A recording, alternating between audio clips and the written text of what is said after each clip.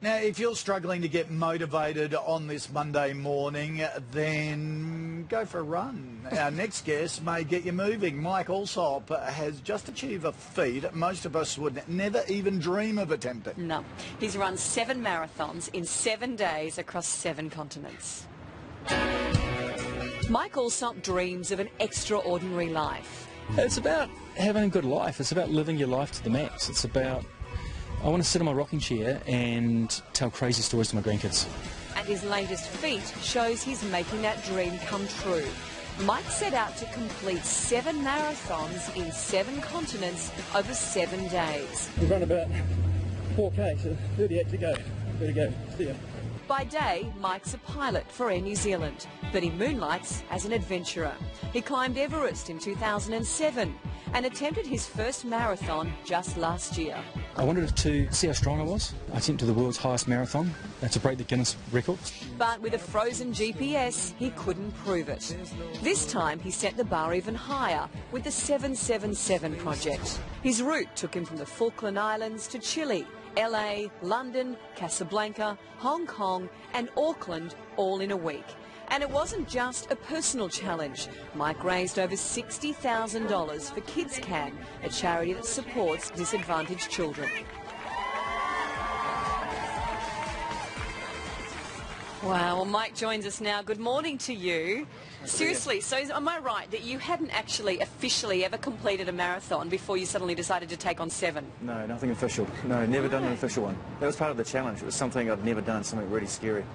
So have you sort of put together a bucket list of all these things? Have you to do? No, I came back off Everest a couple of years ago and I loved the challenge. I loved how it seemed impossible. When I thought about it, it just seemed totally impossible. And this had the same feeling. So that's probably answers the question why I wanted to do it. So, helps working for Air New Zealand, I suppose, too. Well, they're pretty cool company. You didn't have to fly. Well, they gave me business class on their aircraft. Everywhere else is economy, so it's a bit hard travelling economy, to tell the truth. What's next? Where do you go from this?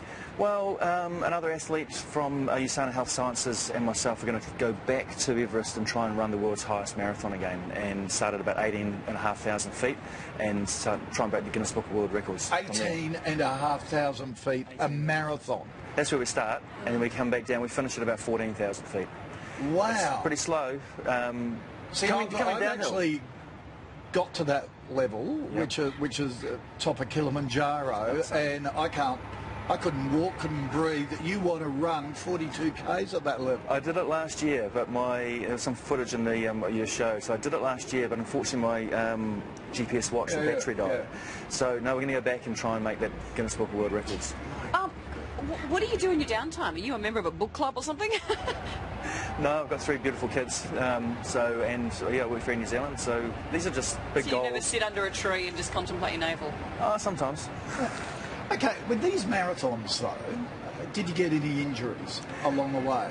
The only thing that happened is my knees blew up on about the second marathon. I think sitting in economy, my legs, my quads shortened a little bit. So when I started running again, it was all a bit out of whack, and so my knees gave me a bit of trouble on the second marathon. So I had to manage them for the rest of the way.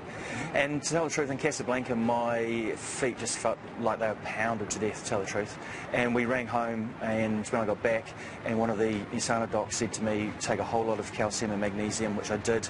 18 hours later, my feet were fixed. It was unbelievable. Wow. That's incredible, isn't it? Well, that is, Kids think you're mad?